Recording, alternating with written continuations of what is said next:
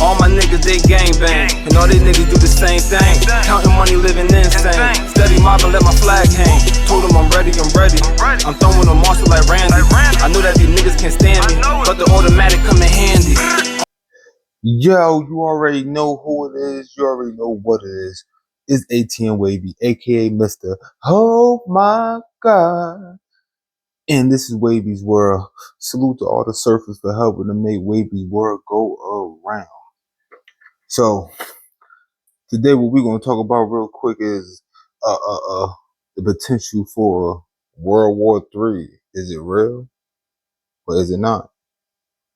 Because we got a lot of major conflicts going on at the same time right now. And you know, things are looking a little spooky to some people. And some people feel like it's just, you know, regular business being handled, you know what I'm saying? So what I'm gonna do is I'm gonna run a series of clips in relation to the the 5 topics I'm gonna speak about. And yes, I done started taking notes now. Yeah, I'm taking notes now for stuff. You feel me? I'm trying to get better. You feel me? I got the clips I'm putting in now, all that. You know what I'm talking about? Yeah, you feel me? This ain't about to just be a urban hood channel. It's gonna be the perspective of a urban hood ninja. You know what I'm talking about? You feel me? When it comes to all different things, because we from the hood, it's a lot of us that's into a lot of different things. You feel me? You ain't gonna just be putting us into a box. Somebody be one of them people stepping outside that box. And I would like it if people let me know what they think. You feel me? You know what I'm saying? But anyway, I'm gonna run this clip. The Israeli military released this drone footage that they say shows Hamas leader Yahya Sinwar shortly before he was killed. Covered in dust and injured during an operation by the Israeli army, he throws an object at the drone. The IDF said Sinwar was trying to flee from house to house in Rafah when they targeted him. For the past year, Sinwar tried to escape justice. He failed. We said we would find him and bring him to justice, and we did it. Sinwar's body was brought to the Center for Forensic Medicine in Tel Aviv, where his identity was confirmed. The chief architects of the October the 7th attack, dead in the rubble. The broken body of Yahya Sinwar, killed in an Israeli attack in Gaza, a large open wound to the head, wearing military fatigues. Fitting perhaps for the man who planned the attack that brought the Middle East to the edge of all-out war. 2 other bodies were found in the rubble with Sinwar, along with identification documents, cash and combat equipment. One of the most striking details, the IDF did not know ahead of time that Sinwar was in the building. There was no advance intelligence. It was described as routine activity targeting Hamas. The unit that carried out the attack were trainee squad commanders. When they went through the rubble, they discovered Sinwar's body. This afternoon, Benjamin Netanyahu's office contacted the families of hostages to tell them that none of their loved ones still being held inside Gaza were in the building with Sinwar. The fear was that at times he had been in the presence of hostages serving as human shields. A mother of one of the hostages, as news came through this afternoon. We have settled the score with the arch-murderer Sinwar, but now, more than ever, the lives of my son Matan and the other hostages are in tangible danger. In February, the Israeli military released this video purporting to show Sinwar inside a Hamas tunnel in Khan Yunis, southern Gaza. One of Israel's most wanted men had commanded his ever-depleting ranks throughout the last year, was in indirect contact with the countries mediating a possible hostage and ceasefire deal with Israel. In August, Hamas announced that Sinwar had been appointed as the group's political leader after Ismail Haniyeh died in a targeted killing in Iran attributed to Israel. So, when it comes to Hamas's leadership, who's left? In July, Israel's military carried out an airstrike in the safe zone of Al-Mawasi that killed 90 people. 2 weeks later, it said the head of Hamas's military wing, Mohammed Deif, was the target and that he'd been killed. In July, Hamas's political bureau chief assassinated in the Iranian capital Tehran. Ismail Haniyeh, the organisation's most senior figure, killed by a concealed explosion in an apartment. And now today, the man who took over and whom Israel holds most responsible for the October the 7th attacks, crossed off the list. There are others, more may emerge, but as far as Israel's concerned, the upper echelon of Hamas is now decapitated. Breaking news overnight. In the Middle East, U.S. bombers striking Iran-backed Houthis in Yemen, while Israel is preparing to strike directly against Iran in retaliation for a missile attack earlier this month. For correspondent James Longman is in the region. Good morning, James. Yeah, good morning, Michael. Lebanon is now in deep crisis. 1 in 5 people have now fled their homes as a result of Israel's invasion. That humming sound, you might be able to hear that, is the sound of an IDF drone over Beirut. Meantime, the US has hit targets in Yemen overnight. They used B-2 stealth bombers to strike Houthi rebels backed by Iran. The Houthis are backed by Iran and have taken credit for attacking ships in the Red Sea for the past year in response to the war in Gaza. It comes as Israel pushes deeper into South Lebanon. 1.2 million people have now been displaced, the IDF unleashing huge airstrikes. A local mayor and 15 others were killed here, where the UN says they were planning humanitarian responses. Israel says they targeted Hezbollah. And here, a massive IDF detonation obliterates an entire Lebanese village. And another alleged Israeli attack on a UN peacekeeping station. The UN says an IDF tank appeared to fire deliberately on their post. The IDF says the incident is under review. Meantime, Prime Minister Netanyahu has approved a series of targets for retaliatory strikes against Iran. Netanyahu's government has given the White House a general sense of those targets. It's understood the Biden administration is, quote, relatively satisfied. The timing of the strike remains unknown. And looming over all of this, Israel's expected strike on Iran. And what will Iran do in response? Will it be dangerous escalation or uneasy stalemate? Guys. All right, James, thank you for that. Is pressing on the United States for its approval to reprocess spent nuclear fuel. To secure reprocessing facilities, South Korea needs to revise a 1976 Nuclear Energy Cooperation Pact with Washington. Under the pact, Seoul is barred from gaining access to such facilities due to proliferation concerns. But according to Seoul's top envoy to Washington, his country is now pursuing a U.S. approval to build and operate facilities to reprocess spent nuclear fuel. Now, this move could set the stage for potential nuclear armament. The proposed operations can produce fuel for nuclear power plants and nuclear-powered submarines. But the fuel can also be used potentially to build nuclear weapons. Analysts say this capability, called nuclear latency, would enable South Korea to produce nuclear weapons in 3 to 6 months. South Korea hopes to secure nuclear latency like Japan does, as it would serve as a strong deterrence against North Korea. And this comes at a time when North Korea has designated South Korea as a hostile state. Pyongyang has said its constitution now defines the South as a hostile state. And this is days after blowing up roads and railways linking the two countries. North Korea's National Assembly has amended the nation's constitution in line of Kim Jong-un's vow to drop unification as a national goal. Nuclear armament is now being looked at as a necessary way forward for Seoul, as its low birth rate makes it impossible to maintain the current number of soldiers. According to analysts, another key reason for attaining reprocessing capabilities is to ensure a stable fuel supply for nuclear power plants. South Korea relies significantly on Russia for nuclear fuel, but their ties have deteriorated due to Russia's war in Ukraine and its deepening military alliance with the North.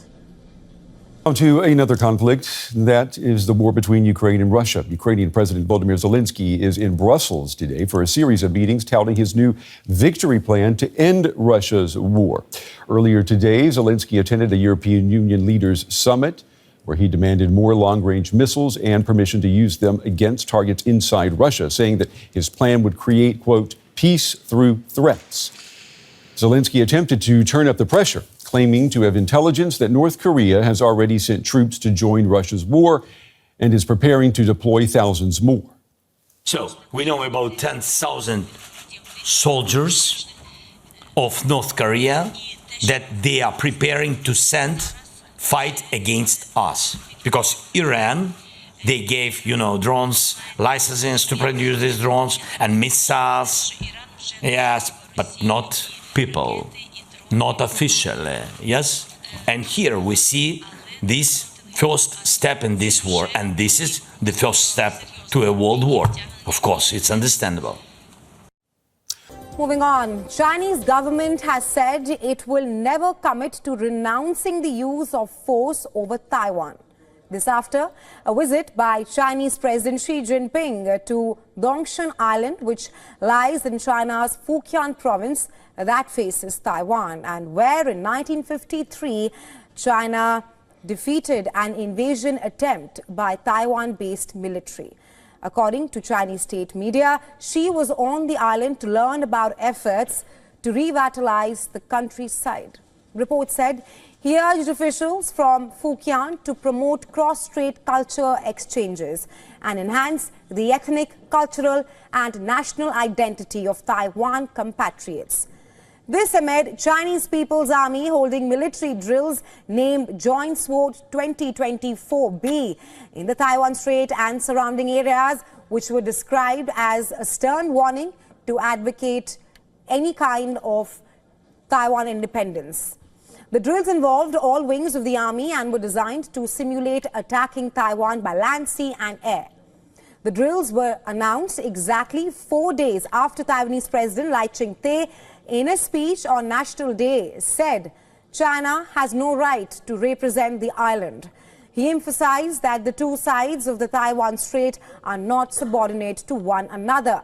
Lai, who took office in May after being elected in January, is detested by China, which calls him a separatist. All right. So, as y'all saw, in the first clip, they was speaking about the Hamas leader, Yahya Sinwar. That's his name. Yeah, because I messed up the Nasrallah, the Hassan Nasrallah guy's name on the video that I got. You know what I'm saying? I don't know if anybody's seen it that's watching it now, but I was slaying his name, you feel me? But anyway, and that Nasrallah guy was, emphasis on was, the leader of Hezbollah, you feel me? But right here we have Yahya Sinwar, who is as did they say that in that video? I watched multiple videos.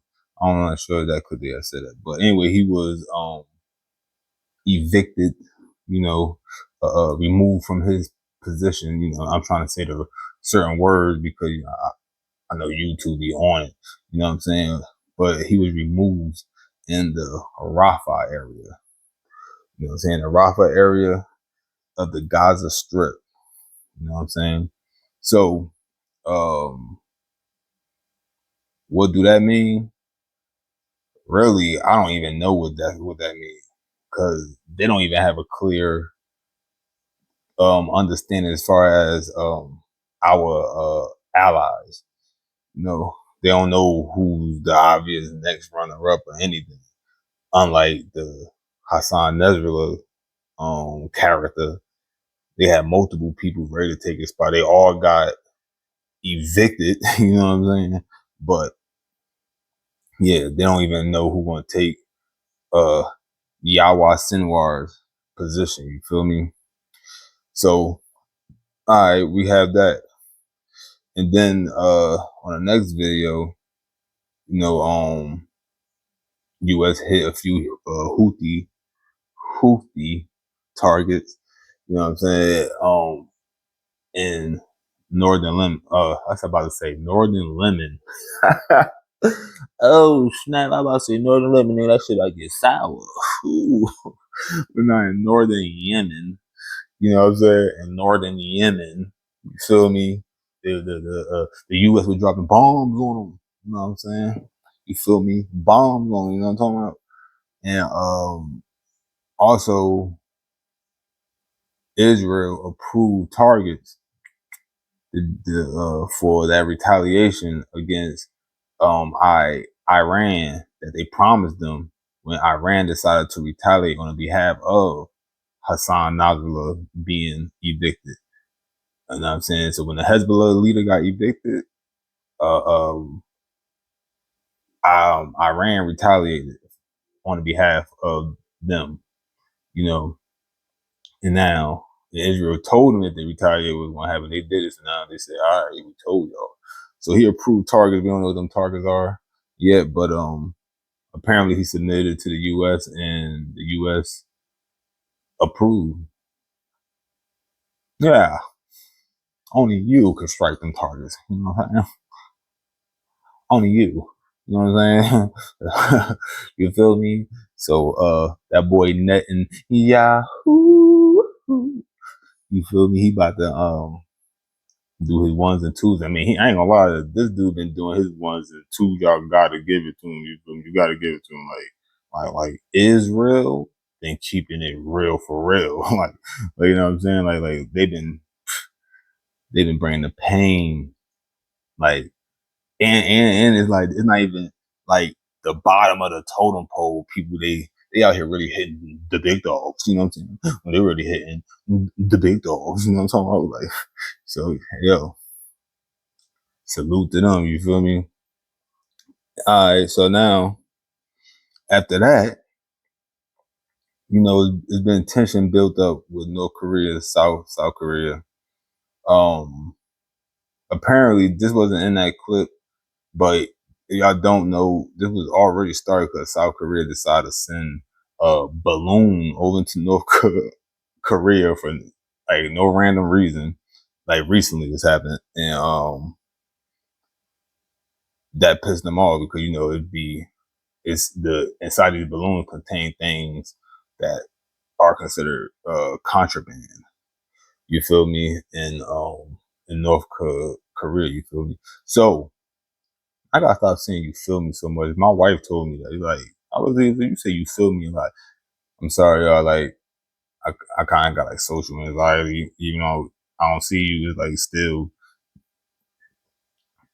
having trying to talk right, you know what I mean? Because sometimes I be stuttering and things, you know what I'm saying? So you feel me? What was I saying? Sorry about that.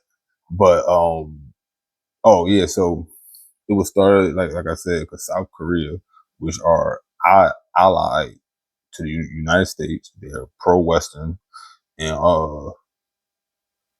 they sent just randomly sent leaflets over there with basically propaganda, but that support us though, that let them know what they're missing out on. North Korea got mad. North Korea started blowing up bridges that connected South Korea to North Korea, and then because they blew up the bridges, South Korea responded to that by shooting sending some artillery over from one of the local ships that they got posted, you know what I'm saying, close by. So they sent a couple rounds, and nobody got hurt from it, but it was like warning shots basically. And then in response to that, North Korea decided to aim artillery. Well, they already had artillery aimed at at South Korea, but North Korea decided like to really like get the call to bring troops and everything to man that, and they apparently got loaded them up with rounds and everything. So like it's basically if the fat guy from North Korea, if that fat guy with the bad haircut decided to say, "Release the Kraken," you feel me? They gonna release they got to get ready. You feel me? So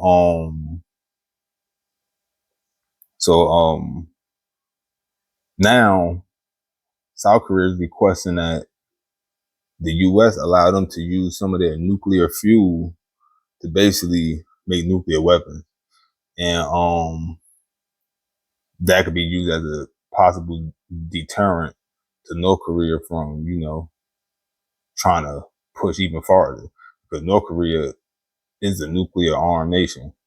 You know what I'm saying? I don't know how many of them nukes probably still work because you gotta upkeep nukes. You know what I'm saying? And if it's anything like their missiles, you know what I'm saying, and their rounds. From what I've been hearing, some of them things been duds. A lot of the rounds, like for the firearms, has actually been like really like a lot of duds. You know what I'm saying? So I don't know. I don't know about that, but anyway, so they be questioning that because it's getting real. You know, it's getting real. So they might need that, and they feel like they could use the nuclear fuel. Then they could probably possibly have nuclear weapons within like 3 months. You know what I'm saying? So that's fast. You know what I'm saying? That's fast. You know what I mean? So hey, I'm saying do it. You feel me?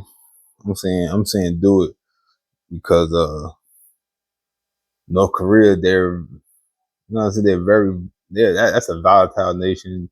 They're a starving nation. And the regime up there is so controlled. Like, like, yo, that fat guy and his family, like they got a stranglehold. You know what I'm saying? Stranglehold.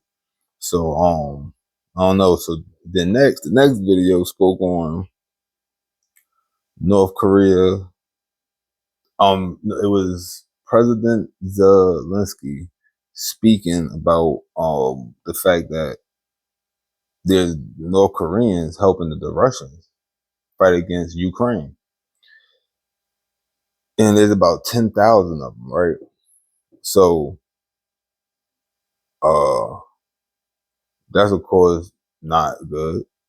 You know what I'm saying? That's not good at all because, for one, it's already obviously about 10,000 of their troops over there helping Russia, right? But then on the flip side, you got to wonder what deal did Russia and North Korea make for North Korea to want to even do that, because Russia has nuclear capabilities too. And unlike North Korea, who's been like way more shunned by the world, like their trade, everything is like non-existent. You know what I'm saying? Even though Russian nuclear weapons probably is not really that much better than theirs. You know what I'm saying? Because I've heard that their inventory is questionable too. You know what I'm saying? So we don't know how operational their warheads, any of that, whether it's tactical or strategic nuclear arms. We don't. I mean, nuclear warheads. We don't even know um, um, how operational any of those are, because neither one of these nations is like compared to the U.S., for instance. You know what I'm saying? So they're very lacking. But one may know something that the other don't know, and that could be a part of the trade.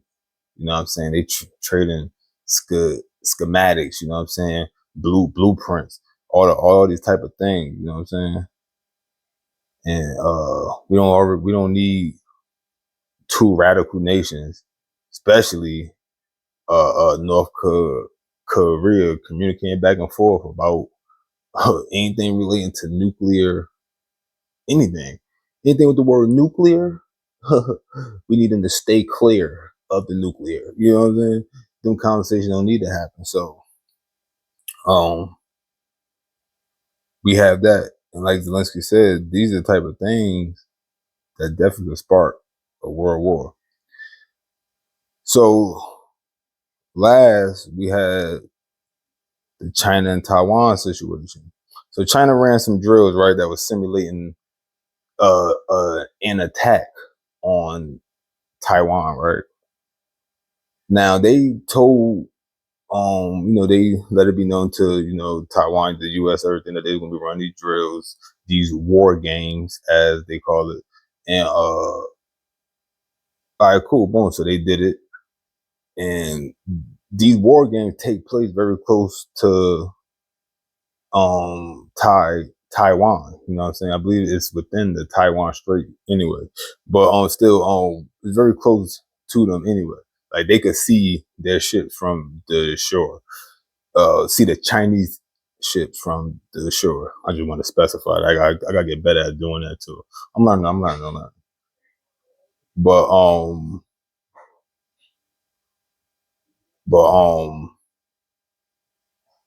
I just heard my one of my sons walking, so my bad if I just paused. I'm just listening real quick. But they performed those drills, and after the drills was over, they're supposed to leave, but instead of leaving, they stayed and actually add more up here. So, of course, Taiwan is not fond of that. That's the issue, right? So now, what Xi Jinping, if I said his name right, the leader, president of China, he decided to visit a nearby island that's within the Taiwan Strait after the war games was conducted, which is literally like a super slap in the face to Taiwan. Cause like, why are you trying to build relations with our neighbors? You know what I'm saying? So we had that going on, and China also said that it would not renounce the use of force when it comes to dealing with Taiwan. So these are the issues, the major issues that's going on around the world. It's a lot of conflicts going on. We got conflicts in Africa going on. We got conflict in Haiti going on. We got conflicts in South America going on.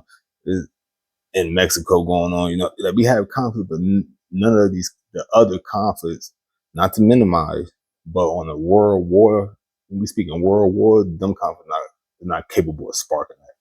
So I'm talking about the superpowers, as they call them. You know what I'm saying? I'm talking about the superpowers, the one with the nuclear. You know, with them bombs that can end civilizations.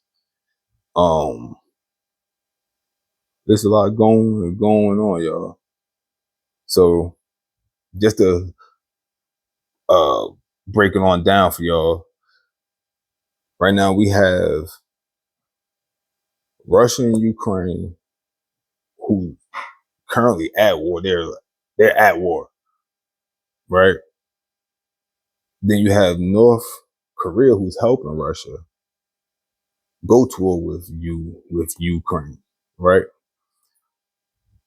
So then from that you have North Korea again and South Korea. Tension is rising between them. They're not at war.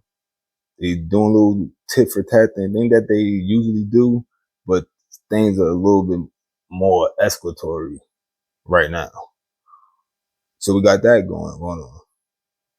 Then we have the China Taiwan situation that the last thing I spoke of, which is not a full war, but tensions are escalating, just like with North Korea and South Korea, right? Checking my batteries, making sure my thing on.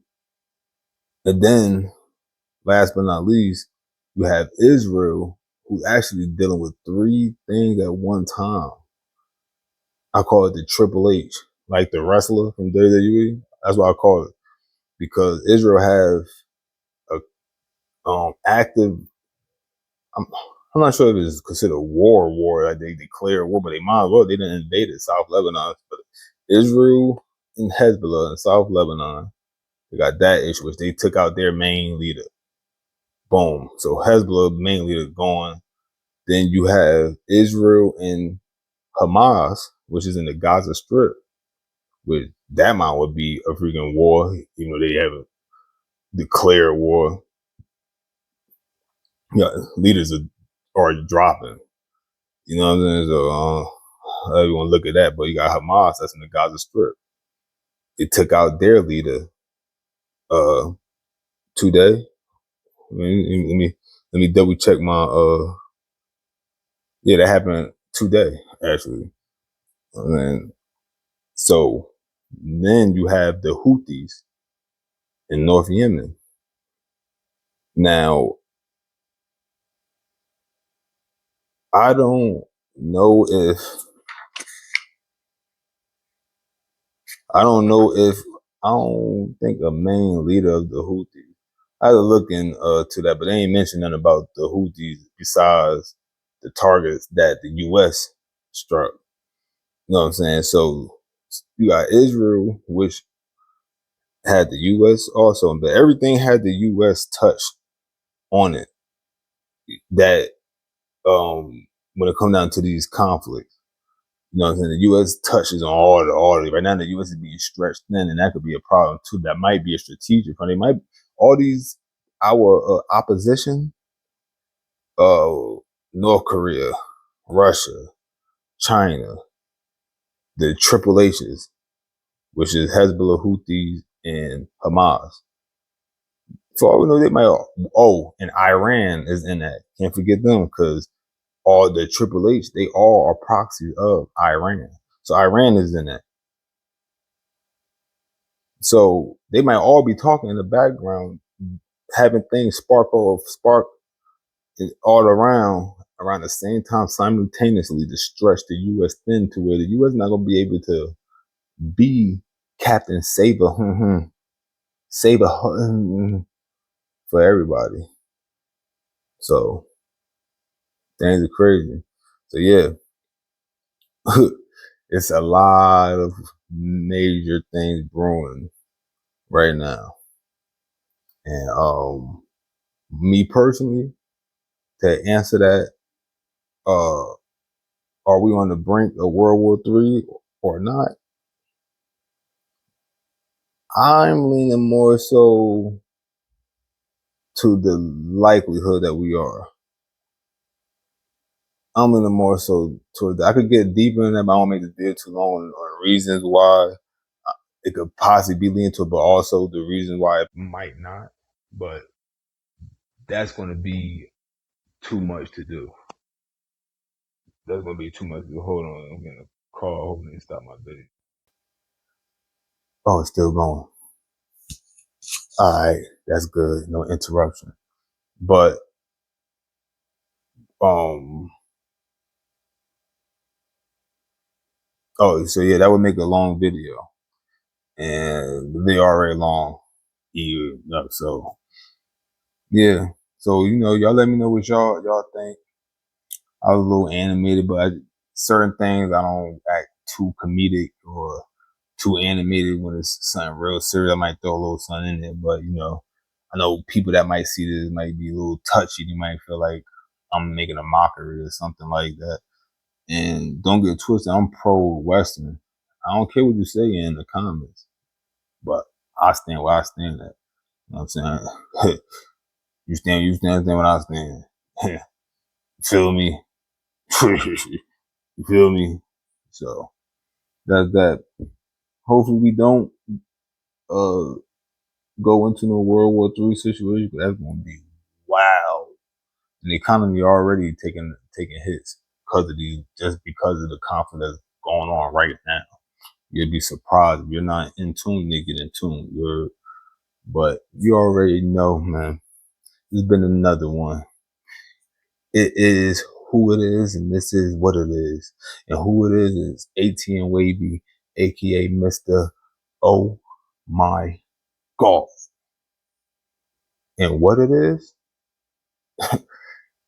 Wavy's word, of course. You know what I'm saying?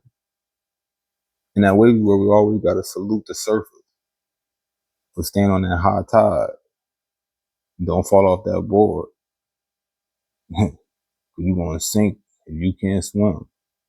You feel me? There's a whole lot of ocean out there, so surf's up, man. It's been another one, like I said.